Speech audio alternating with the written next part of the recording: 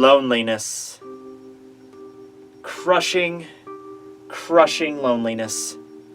You see, human beings are social animals. We require the interaction of others of our own species, or at least some other form of life. But when that's taken away from us and we are left with nothing but pure, unrelenting solitude, our mind begins to slip into despair. Sometimes you even create 6 other alternate identities to help you with your YouTube channel, but most of the time it's just crushing, crushing depression. Until you just shrivel up into a corner and you die. Welcome to the 12 Days of Bleachmas, where we will be discussing the Espada, starting it off with Primera Espada, Coyote Starrk.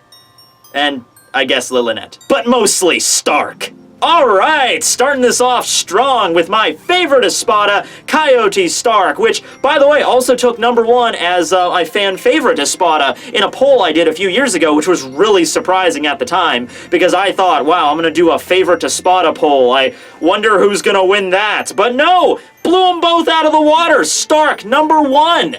In more ways than one. But anyway, in case you're unfamiliar of how we do this, we go and look at the character, Coyote Starrk, and you will tell me your favorite scene from him and your least favorite scene from him. Now, I understand with the Espada, this is going to be a little bit more difficult, since when we did the captains last year, there was a lot more stuff to go off of, a lot more backstory, a lot more lore, a lot more fights. Starrk, for instance, only appeared very briefly in the Hueco arc, and then in the Fake Karakura Town arc, where he fought against Shunsui and was killed, but I'd still like to see your input. If you don't have a favorite or least favorite scene, just, you know, don't put one, it's fine. But what to say about Starrk and Lillinet? Well, they're very unique characters when you compare them to the rest of the Espada. They're the Espada that actually became naturally born Arrancars, which is very unique because usually it's the Hogyoku, the breakdown sphere that Aizen used, that created a lot of the Arrancars. Now, we don't know how many Arrancars were naturally created or the process on how you become a natural Arrancar if you just have to remove your mask. You'd think if it was that easy to just remove your mask that a lot of Hollows would have figured it out, but most of them were created through the Hogyoku. However, when Aizen first met Lillinet and Starrk, they were already separated, and they were also Arrancar. Now, that also might explain how, while most Arrancar, at least the ones that Aizen created, separate their, take their latent hollow powers and store it into a sword, and then they take on a more human appearance, more similar to a Shinigami, but when we meet Starrk, he didn't separate his body into a sword and a body, it separated it into 2 different bodies. Lillinet Gingerback and Coyote Starrk. In fact, Stark's whole thing is that he can break up parts of his soul and move them around like chess pieces however he sees fit. He can even switch consciousness with Lillinet whenever he so chooses. When he goes into his Resurrection, it's not like he's regaining his old hollow powers. He goes back into the form he was beforehand. It's nothing like that, because his body is still technically separated. Lillinet acts as the gun, a sentient speaking gun, and Starrk is still Starrk. However, like I said, they could speak through one another, as when Starrk took control of his wolves as chess pieces, and Lillinet spoke through Stark's body.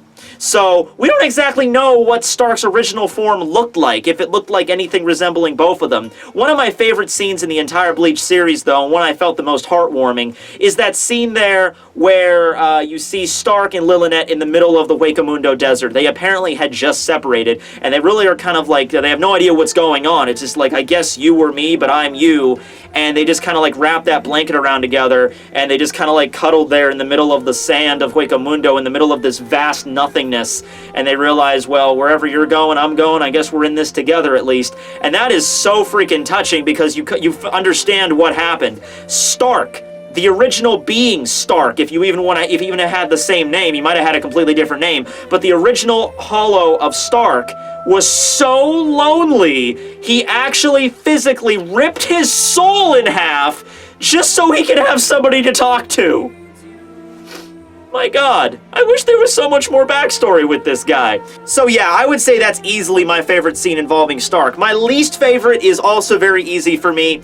It's how he died. This is the first Espada we're talking about here. Now, you might go and say that Yami was stronger because he was the Zero Espada, but I would say that Yami was only stronger physically. He was certainly not as intelligent as Starrk was, and he certainly didn't have the cavalcade of abilities that Starrk could use. You know, he was clearly a master at the Sero technique, unique. Usually what Kubo was going for is that each one of the Espada had a different aspect of being a holo that they were really good at. Like, apparently Ukiura was the fastest regenerator, Noitara was the strongest Hario, Zomori apparently had the fastest Sonido. So I would say Stark being number one. Primera would have the strongest Sero. But also, it's how he died that really stuck it into me, because Shunsui uses Iro Oni, which means that whatever color that he's wearing that he manages to cut on Stark causes the most damage. Shunsui removed his captain's cloak, so he was completely clad in black. And then he took his swords and he stabbed him right in his hollow hole. Now, whenever you're reading the manga or seeing it in the anime, of course, the hollow hole is always seen as black.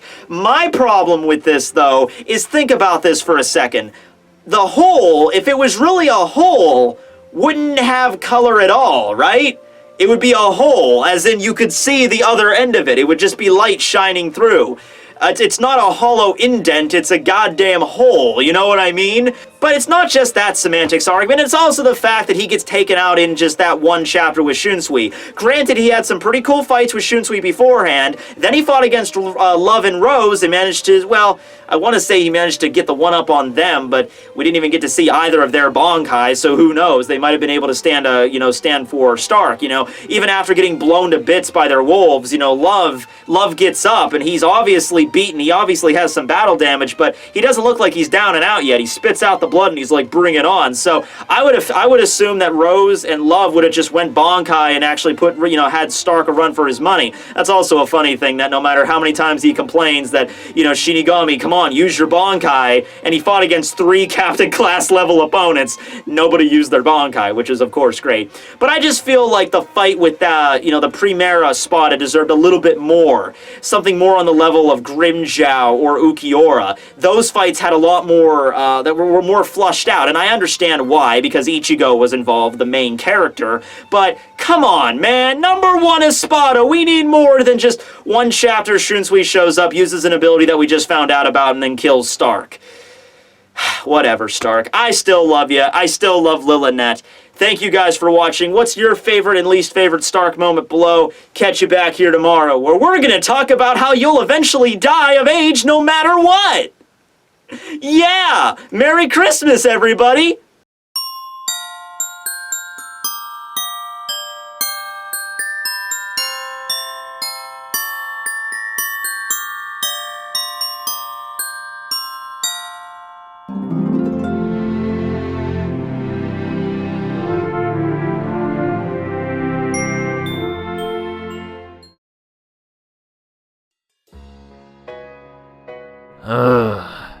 Seriously, who keeps sending these? It's been like 8 months already. It's not gonna happen. Lillinet, burn all our mail! 'Kay.